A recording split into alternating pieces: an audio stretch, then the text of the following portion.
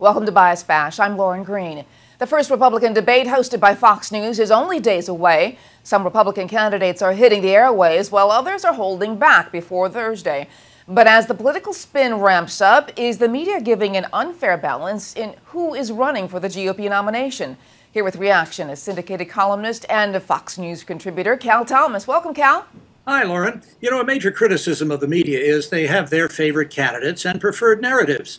Reporters too often focus on the horse race and not the substance of a candidate's policies. In the case of Republicans, the narrative becomes what Democrats say about those policies, and Republicans have to defend themselves against a negative and sometimes straw men. This election season has so many candidates on the Republican side that it's difficult for any of them to break through if they're not already in the top tier and guaranteed a spot on the stage in Cleveland Thursday night. And so these lower scoring candidates in the opinion polls are in danger of being part of what they call in boxing the undercard, the earlier 5 p.m. debate. These also-rans are either buying commercial time or getting lots of free time by making themselves available for interviews to any network that will have them. After the debates and the ones to follow, the media and their pollsters will declare who won and who lost and will do their best to clear the field of the also-rans even before a single vote is cast, beginning next February in Iowa and New Hampshire. Much of this is because of the way the media see themselves. They want to influence who becomes the next president, and it's no secret most will favor and vote for the Democratic nominee. They will also tell us their preferred Republican candidate, not because they prefer him or her, but because they think that person would be easiest for the Democratic nominee to defeat. Add this to the reason so many people, especially conservatives, Lauren, distrust and dislike the major media.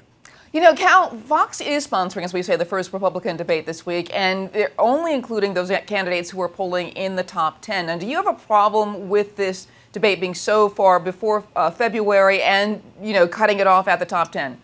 Well, Lauren, you know, it's a difficult thing, but somebody had to make a decision, and this was the decision that was made. It's something like a young person applying for a job, and the boss says, well, I'd hire you, but you don't have enough experience. And the kid says, well, how am I going to get more experience if you don't give me the job? So I think the lower card, the people who are not scoring high enough to make it on stage Thursday, and by the way, we won't know until Tuesday, until those final polls are in, are saying, look, there ought to be a better way. But to mix a metaphor, let's take a look at this as AAA baseball. If the undercard, if the 5 p.m. debaters, if one or two break through and do exceedingly well, they could find themselves on the main stage in subsequent debates. So I don't think it's necessarily disqualifying, but I would have preferred a lottery myself. Yeah, you know what? What about the Democrats? Are they going to debate? I mean, I know Hillary is, the de facto Democratic, nominee, right. But, Joe Biden might pull in there too as well. So what about their debate? Right, and the chairman of Starbucks is being promoted by Maureen Dowd of the New York Times as a possible candidate. Debbie Wasserman Schultz, the chair of the Democratic National Committee, has been non-committal about debates on the Democrat side. Look, this is being totally managed by the Clinton campaign. They don't want anybody debating Hillary this early because she's not a good debater. And the less people see of her and have seen of her in recent months, the higher her numbers. But now that she's been forced to come out and actually declare herself and occasionally talk about some things, her negatives are up, her trustworthiness is down, and things are not going well, and Democrats are worried about this. And by the way, that's why you see more of them contemplating getting into the race. I see. All right. Thank you so much, Cal. Thanks, Lauren. If you want to hear more media analysis on this topic, catch Media Buzz with Howard Kurtz, Sundays at 11 a.m. Eastern and again at 5 p.m. Eastern on the Fox News Channel.